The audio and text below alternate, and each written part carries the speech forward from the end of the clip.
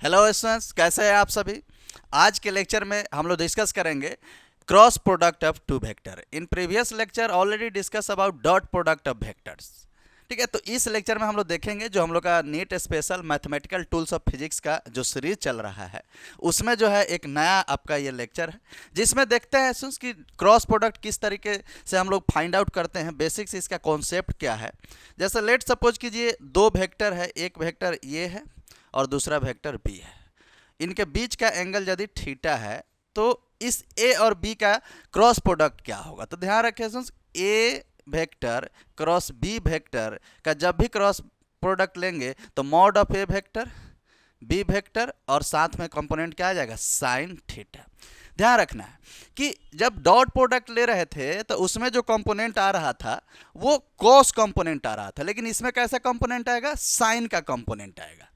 और एक और चीज़ ध्यान रखना है कि दो वेक्टर का जो क्रॉस प्रोडक्ट होता है वो वेक्टर होता है, यानी कि यदि दो वेक्टर का क्रॉस प्रोडक्ट है वेक्टर है तो उसका कुछ डायरेक्शन भी होगा। तो इसीलिए इसका मान लेते हैं कि इस जो वेक्टर है इसका एक डायरेक्शन हम बना देते हैं कि ए क्रॉस बी का जो डायरेक्शन है या तो ऊपर के साइड में तो एन कैप ले लेते हैं या नीचे के साइड में एन कैप। ये एन कैप क्या है, यूनिट वेक्टर है, यूनिट वेक्टर।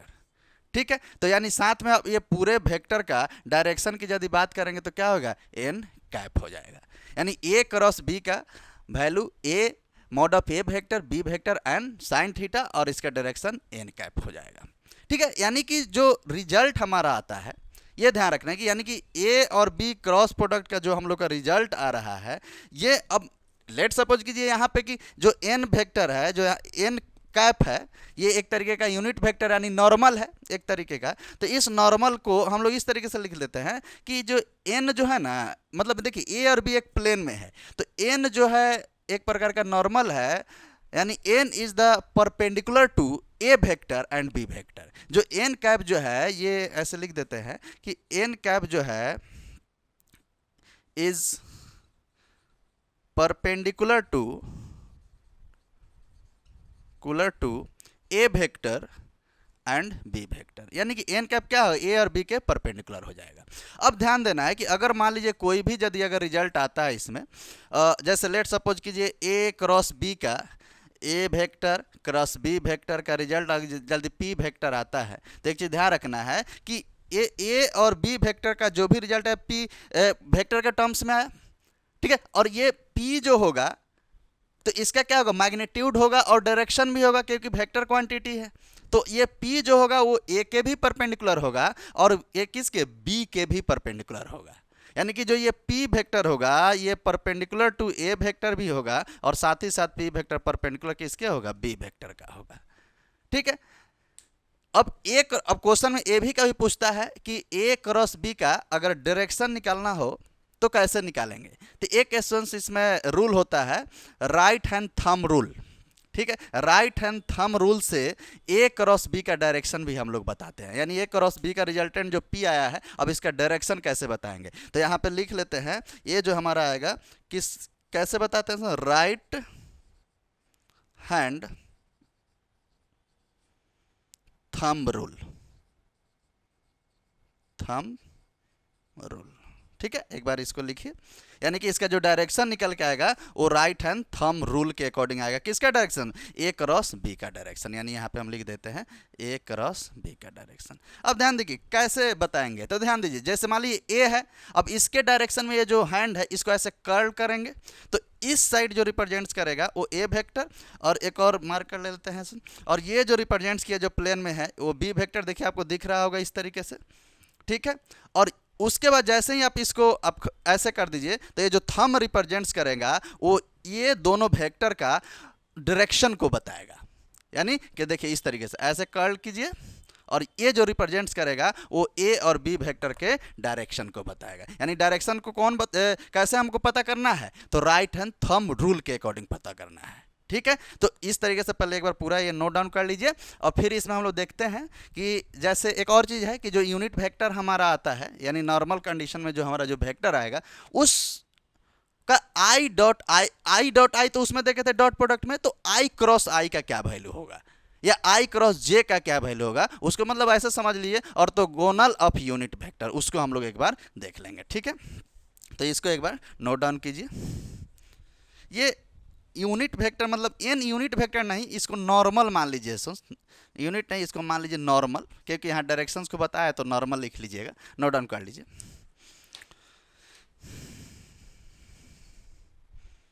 ठीक है, एन का जो नेम है वो नॉर्मल है। वैसे ये नॉर्मल वेक्टर रिप्रेजेंट्स किसको करता है, यूनिट वेक्टर को ही करता है, क्योंकि इसके परपेंडिकुलर में है ए और बी के। ठीक है, तो आइए देखते हैं क्या ऑर्थोगोनल ऑफ यूनिट वेक्टर।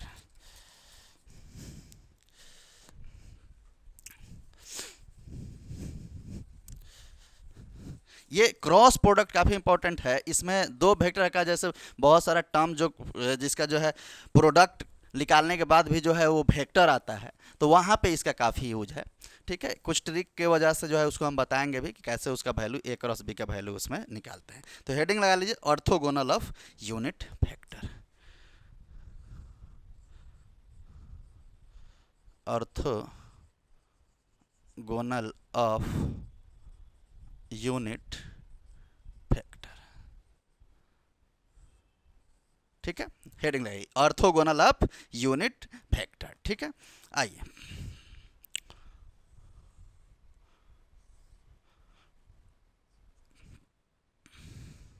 ठीक है, एक्स डायरेक्शन में है, तो एक्स डायरेक्शन को हम लोग क्या लिखते हैं, आई कैप। ये वाई डायरेक्शन है, इसको लिखते हैं जे कैप। और ये जेड डायरेक्शन है, इसको लिखते हैं के कैप। ठीक है, यानी एक्स वाई और जेड में आपको मिल गया आई जे और के। करेक्ट है। अब इसमें देखिए ऑर्थोगोनल में यदि क्वेश्चन ऐसे आया है कि आई क्रॉस आई वेक्टर है, आई बोले तो यूनिट वेक्टर, तो इसका रिजल्टेंट तो यही होगा ना, फॉर्मूला के अकॉर्डिंग क्या था, I mod of I vector, mod of I vector, और कंपोनेंट क्या आया था, साइन थीटा। ठीक है, अब बताइए यहाँ पे कंपोनेंट साइन थीटा है।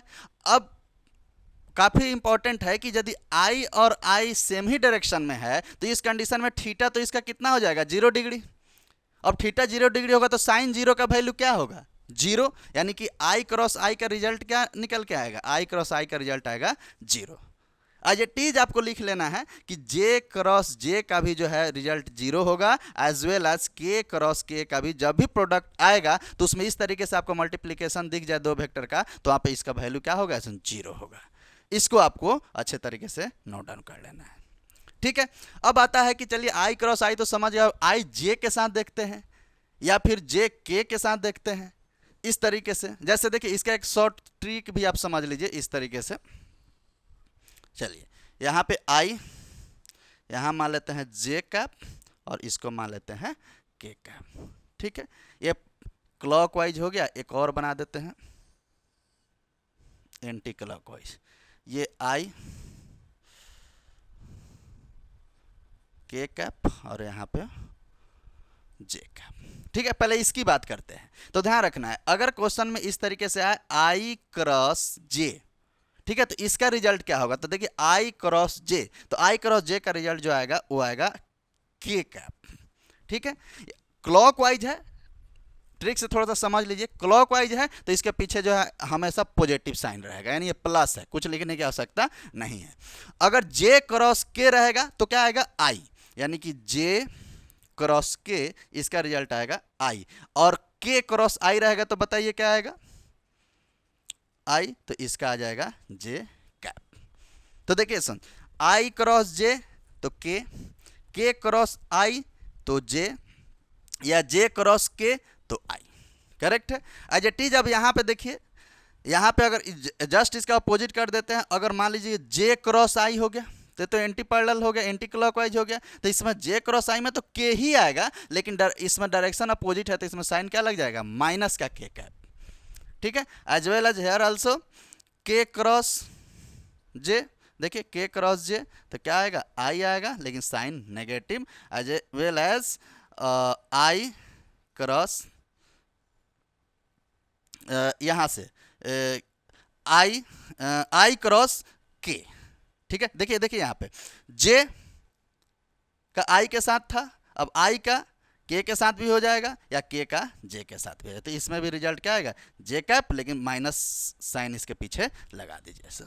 ठीक है, तो ये हमारा हुआ ऑर्थोगोनल ऑफ यूनिट वेक्टर। यहाँ पे ध्यान रखना है, डॉट प्रोडक्ट में आई डॉट आई क्या हो रहा था, 1 हो रहा था, यानी आई डॉट आई 1 वैल्यू आ रहा था कि कॉस 0 1 होता है, लेकिन साइन 0 का वैल्यू यहाँ पे क्या हो जाएगा, 0 होता है। तो इसलिए ये वाला वैल्यू 0 हो जाएगा, लेकिन बाकी जो वहाँ पे लिखे हुए हैं उसको उस तरीके से याद कीजिए, आई डॉट क्रॉस जे जो है के होगा। ठीक है, यानी कि इससे ये पता चल रहा है कि इसका भी डायरेक्शन मिल रहा है, यानी कि दो वेक्टर का cross product always gives vector. ठीक है, तो उसको एक बार नोट डाउन कीजिए।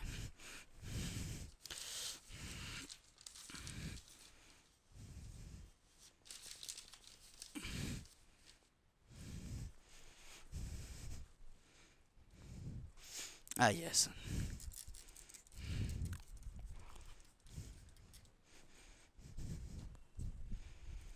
अब हम लोग कुछ देख लेंगे एसेंस कि मान लीजिए कि दो वेक्टर पैरेलल है तो उसका क्रॉस प्रोडक्ट का वैल्यू क्या होगा। जैसे याद है ऑर्थोगोनल वेक्टर्स जब डॉट प्रोडक्ट में था तो उसका वैल्यू कितना आ रहा था, 0 आ रहा था। तो जब कोलिनियर है तो उस कंडीशन में क्या होगा, या पैरेलल है या एंटी पैरेलल है। कुछ प्रॉपर्टीज टाइप से आपको बता देते हैं, खासकर स्पेशली नीट में उसका काफ़ी इंपॉर्टेंट है। ठीक है, आइए देखिए कुछ पॉइंट्स याद रखिए। यदि ए क्रॉस बी वेक्टर का मॉड 0 हो जाए तो ये वेक्टर क्या कहलाएगा, कोलिनियर कहलाएगा, कोलिनियर टू ईच अदर। अब कोलिनियर वेक्टर या कोप्लानर वेक्टर या फिर यूनिट वेक्टर, ये जो है ये जितना भी टाइप्स ऑफ वेक्टर है, सबसे पहला लेक्चर जो है उसमें जाकर के देखिएगा, जितना टाइप्स ऑफ वेक्टर में सबके बारे में वहाँ पे बताए हुए हैं कि कोलिनियर वेक्टर क्या होता है, एंटी पैरेलल वेक्टर क्या होता है, पैरेलल वेक्टर क्या होता है। अब यहाँ पे देखिए सुन, यदि आपको हम बताएं कि एक ए वेक्टर है और एक और बी वेक्टर भी पैरेलल में अगर ले ले तो इनके बीच का एंगल थीटा कितना डिग्री हो जाएगा, 0 डिग्री। ठीक है, तो हम इसको क्या बोलेंगे कि यदि जो है ए क्रॉस, अब देखिए ए क्रॉस बी वेक्टर का यदि रिजल्ट इसमें भी निकालेंगे तो क्या आएगा, हमारा 0 होगा। यानी कि पैरेलल वेक्टर में भी रिजल्ट इसका क्या आ जाएगा, 0, यानी पैरेलल के लिए। ठीक है, क्योंकि थीटा का वैल्यू 0 आ रहा है और साइन 0 का वैल्यू क्या होता है, 0 होता है। आज टीज एक और चीज देख लीजिए इसमें, अगर यहाँ पे ए वेक्टर है and the another one is the b vector, ये एंटी पैरेलल हो गया एक तरीके से, क्या हो गया, एंटी पैरेलल। तो थीटा कितना डिग्री, 180 डिग्री, और साइन 180 डिग्री का भी वैल्यू कितना होता है, 0 ही होता है, और साइन 0 का भी वैल्यू क्या होता है, 0 होता है। तो ये भी क्या हो जाएगा, ए क्रॉस बी वेक्टर, इसका भी रिजल्ट क्या आएगा, एसेंस 0 आएगा, क्योंकि पैरेलल और एंटी पैरेलल वेक्टर है आपका। ठीक है, तो इस तरीके से हम लोग ये सीख लिए। अब आते हैं कि कोई एग्जाम्पल लेते हैं, एक ए वेक्टर का और बी वेक्टर का, और उसका हम लोग देखेंगे कि कैसे क्रॉस प्रोडक्ट निकालते हैं। ठीक है, डॉट प्रोडक्ट तो थोड़ा सा आसान है, क्रॉस प्रोडक्ट भी आसान है, एक टेक्निक के थ्रू जो है हम लोग देख लेंगे। आइए इसको एक बार जो है नोट डाउन कर लीजिए। तो और देखिए यहाँ ये जो अब जैसे ही ये कंप्लीट होगा तो लगभग वेक्टर कंप्लीट हो जाएगा। उसमें लामीज थ्योरम वगैरह थोड़ा सा बचा हुआ है, दो मतलब 5 से 10 मिनट का एक लेक्चर आएगा, छोटा छोटा वो लेक्चर ऐसे दे देंगे। एक्चुअली में अगर देखा जाए मेन रूप से तो जो है यहाँ पे मैथमेटिकल टूल्स ऑफ फिजिक्स का लगभग लेक्चर इस लेक्चर के बाद कंप्लीट हो जाएगा ऐसा। तो इसको जाकर के एक एक लेक्चर को देखिए, ठीक है, और तब फिर जो है स्टार्ट कीजिए, और जितना भी क्वेश्चन जो दिए हैं उसको बना करके कमेंट में भी छोड़ा कीजिए। तब देखिए जो है उसमें कितना सारा जो है जो भी आपका कॉन्सेप्ट है क्लियर हो जाएगा। तब बहुत ही आसान हो जाएगा, जब आप फिजिक्स में जो है न्यूमेरिकल पोर्शन पे जब आइएगा तो काफ़ी आसान महसूस होगा। ठीक है, तो इसको एक बार नोट डाउन कीजिए।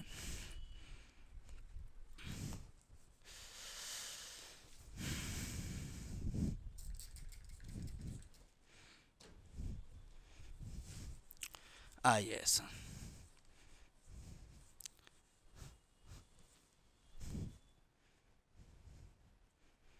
देखिए अब देखिए कुछ मेथड देखिए, जैसे जो है क्वेश्चन में ऐसे दिया रहेगा इस तरीके से। लेट सपोज कीजिए ए वेक्टर है, ए वेक्टर आपको दे दिया ए एक्स आई कैप प्लस ए वाई जे कैप प्लस ए जेड के कैप, करेक्ट है।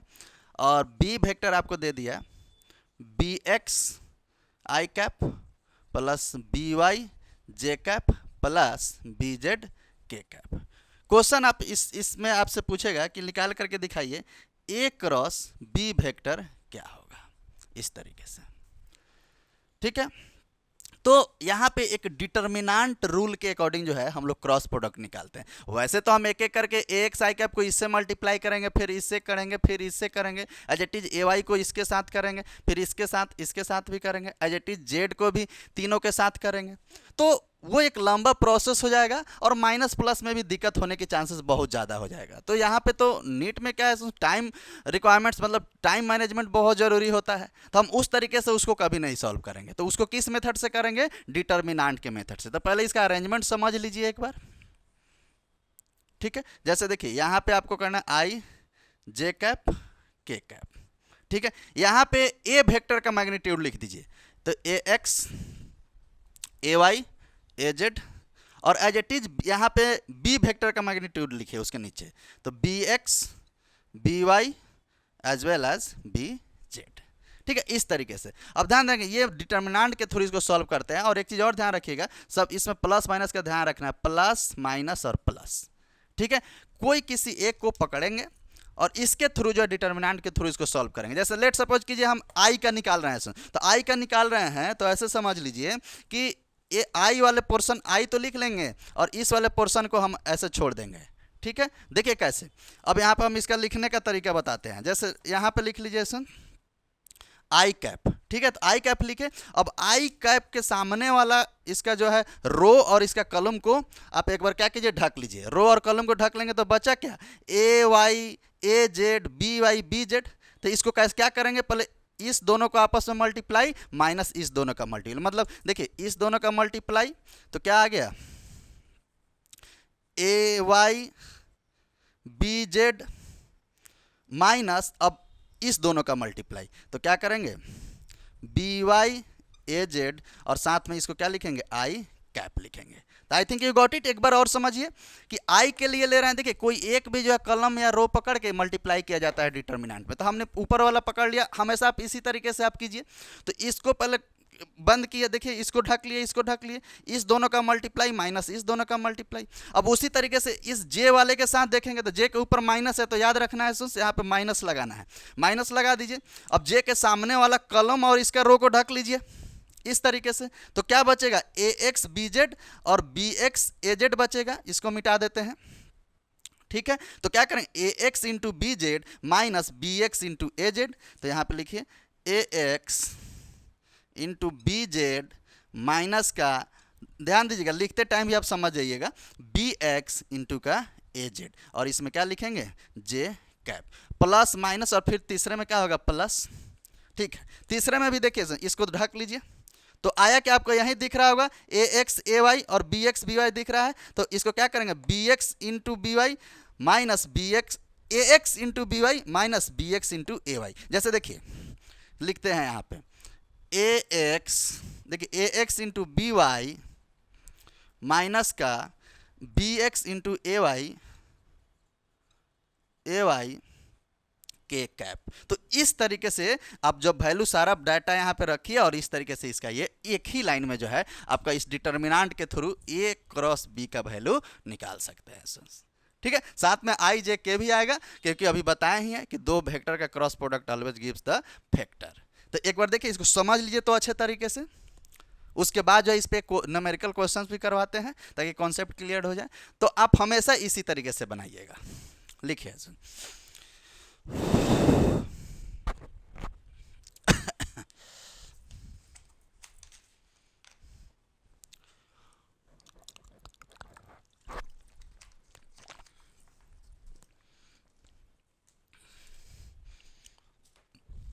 ठीक है, नोट डाउन कर लीजिए। आइए इसके बगल में ही एक एग्जांपल दे देते हैं। लेट सपोज कीजिए ए वेक्टर दिया हुआ है 2i cap plus 2j cap plus 3k cap, b दिया हुआ है 3i cap plus 2j cap plus 2k cap. Question पूछा ए क्रॉस बी निकाल करके दिखाइए इस तरीके से। तो क्या करना है, एज इट इज वैसे ही बना लीजिए जो यहाँ पे बनाए हुए हैं। सबसे पहले आई जे के यहाँ पे लिख लेना है। ठीक है, तो लिखे आई जे के। ठीक है, अब इसका क्या कीजिए, मैग्नीट्यूड लिख लीजिए 2 2 3, तो 2 2 3 3 2 2, ये 3 है सुन, 3 2 2, इस तरीके से डायरेक्ट वही वैसे ही बनाइए, यहाँ पे लिखिए। अब ध्यान देखिए ये क्या हो जाएगा, आई वाला ले रहे हैं तो आई वाला लेंगे तो इसको क्लोज किए तो किसका 2 इंटू 2, मतलब देखिए 2 इंटू 2 माइनस क्या होगा 2 इंटू 3, तो क्या होगा 2 इंटू 2 4 और 2 इंटू 3 6, तो 4 माइनस 6 आई कैप। ठीक है, 4 माइनस 6, देखिए सर 2 इंटू 2 4, 2 इंटू 3 6, तो 4 माइनस 6 आई कैप, फिर से माइनस लगा लीजिए। अब इसके वाले पे पहुंचना है तो ये के नहीं जे वाले पे पहले जे पे पहुंच जाइए, तो इसको क्लोज कीजिए इसके सामने वाला और इसको बंद कीजिए, तो 2 इंटू 2 4 माइनस 3 इंटू 3 9, तो 2 into 2 4 minus 3 into 3 9, j cap as it is. अब के वाले के लिए देखिए इसको क्लोज कीजिए और इसको भी कीजिए, तो 2 इंटू 2 4 माइनस 3 इंटू 2 6, यानी कि 4 माइनस 6 के कैप, क्या आ गया माइनस का 2 आई कैप, सॉल्व कर लीजिए। और देखिए 4 माइनस का 9, तो माइनस का 5, तो माइनस माइनस प्लस यानी प्लस का 5 जे कैप, और 4 माइनस का 6, तो माइनस का 2 के कैप। तो ए क्रॉस बी का रिजल्ट क्या निकल के आया, देख लीजिए ए क्रॉस बी का ये रिजल्ट निकल के आया। ठीक है, कोई ए क्रॉस बी का मॉड यदि पूछता है क्वेश्चन में तो मॉड निकालना आपको काफी आसान है। क्या कीजिएगा, इसका मैग्नीट्यूड का स्क्वायर यानी माइनस 2 का स्क्वायर प्लस 5 का स्क्वायर प्लस माइनस 2 का स्क्वायर, यानी कितना हो जाएगा 2 माइनस 2 का स्क्वायर 4 प्लस 25 प्लस 4, यानी रिजल्ट कितना आया 29, यानी ए क्रॉस बी भी निकल गया। इस तरीके से पूछे बहुत सारे क्वेश्चन में सुन, जब काइनेमेटिक्स, हाँ काइनेमेटिक्स वाले क्वेश्चन में भी देखिएगा आगे और भी मिलेगा, जैसे इलेक्ट्रिक पोटेंशियल और इलेक्ट्रिक फील्ड इंटेंसिटी के रिलेशन से आगे आप देखिएगा, तो वहाँ पे कभी कभी क्या पूछता है कि वेक्टर फॉर्म्स में ही कंपोनेंट पूछ लेता है। ठीक है, कभी कभी उसका जो है मॉड पूछ लेगा, मैग्नीट्यूड पूछ लेगा, तो आप क्या कीजिएगा अंडर रूट स्क्वायर करके उसका मैग्नीट्यूड भी निकाल दीजिए। तो ये था आपका cross product of two vector. इसी तरीके से इसी कॉन्सेप्ट के साथ इसको बनाइए। एक क्वेश्चन से यहाँ पे हम दे देते हैं होमवर्क में, उसको आप बना करके कमेंट कर दीजिएगा। ए वेक्टर दिया हुआ है 4 आई कैप प्लस 3 जे कैप प्लस 2 के कैप, एंड बी वेक्टर दिया हुआ है 2 i cap plus 6 j cap plus 5 k cap. Find the a cross b as well as magnitude of a cross b, यानी कि उसका मैग्नीट्यूड का मतलब क्या है, उसका मॉड निकाल करके आपको इस वीडियो के कमेंट सेक्शन में कमेंट कर देना है। तो यहाँ पे ये एक बार देख के लिख लीजिए। तो यहाँ पे cross product of two vector complete होता है। पूरे वीडियो को देखिए, जो भी पीछे लेक्चर छूटा हुआ है, जैसे वेक्टर का कुछ जैसे मान लीजिए रेजोल्यूशन ऑफ वेक्टर, जैसे फ्री बॉडी डायग्राम वगैरह हम बनाते हैं, इंक्लाइन प्लेन ब्लॉक वगैरह के लिए बनाए, वो सब जाके देखिए, एंजॉय कीजिए, सारा वीडियो एक एक करके देख लीजिए। तब तक के लिए मिलते हैं नए लेक्चर्स के साथ में। Tata bye bye, see you, thank you.